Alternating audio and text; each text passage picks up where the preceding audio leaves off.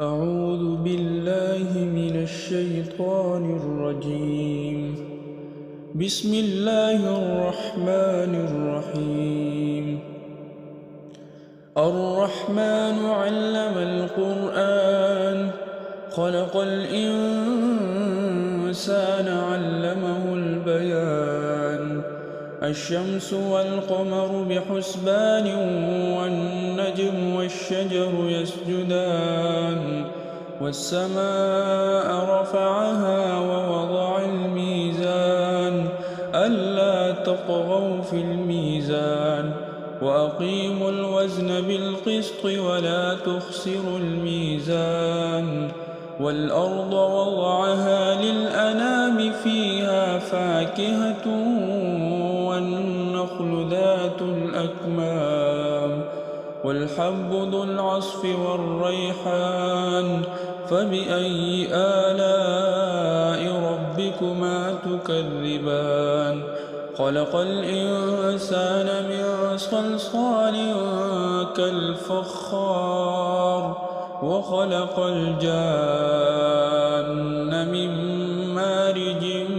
من نار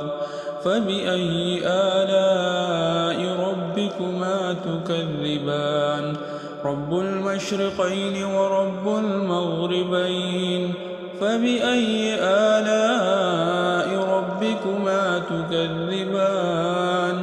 مرج البحرين يلتقيان بينهما برزخ لا يبغيان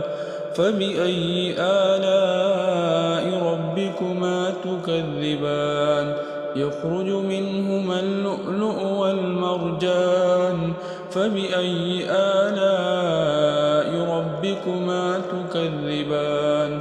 وله الجوار المنشآت في البحر كالأعلام فبأي آلاء ربكما تكذبان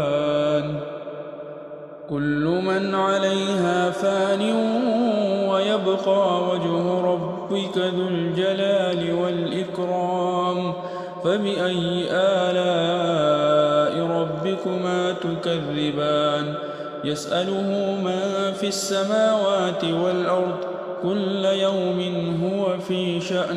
فبأي آلاء ربكما تكذبان سنفرغ لكم أيها الثقلان فبأي آلاء ربكما تكذبان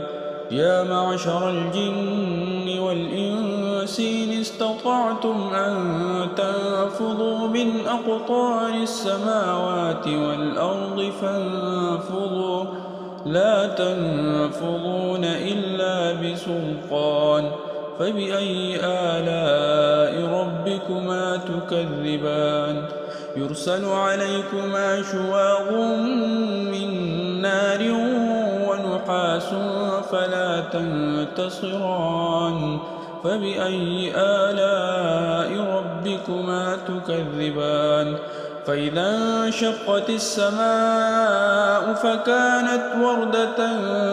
كالدهان فبأي آلاء ربكما تكذبان فيومئذ لا يسأل عن ذنبه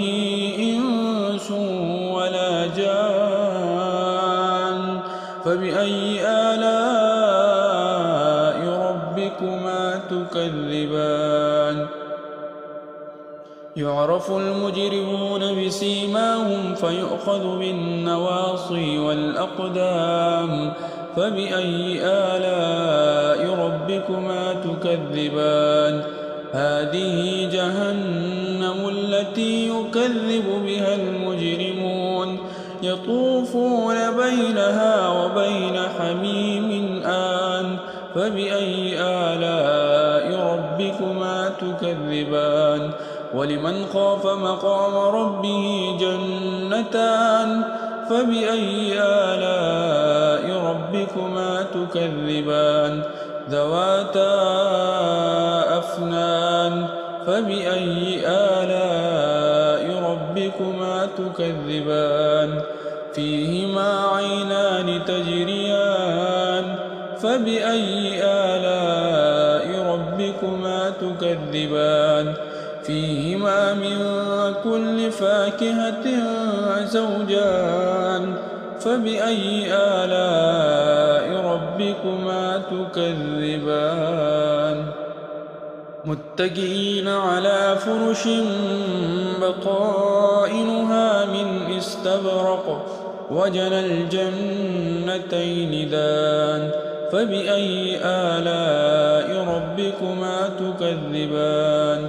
فيهن قاصرات الطرف لم يطمثهن إنس قبلهم ولا جان فبأي آلاء ربكما تكذبان كأنهن الياقوت والمرجان فبأي آلاء ربكما تكذبان هل جزاء الإحسان إلا الإحسان فبأي آلاء ربكما تكذبان ومن دونهما جنتان فبأي آلاء ربكما تكذبان مدهامتان فبأي آلاء ربكما تكذبان فيهما عينان نضاختان فبأي آلاء ربكما تكذبان فيهما فاكهة ونخل ورمان فبأي آلاء ربكما تكذبان فيهن خيرات حسان فبأي آلاء ربكما تكذبان حور مقصورات في الخيام فبأي آلاء ربكما تكذبان لم يطمثهن إنس قبلهم ولا جان فبأي آلاء ربكما تكذبان متكئين على رفرف خضر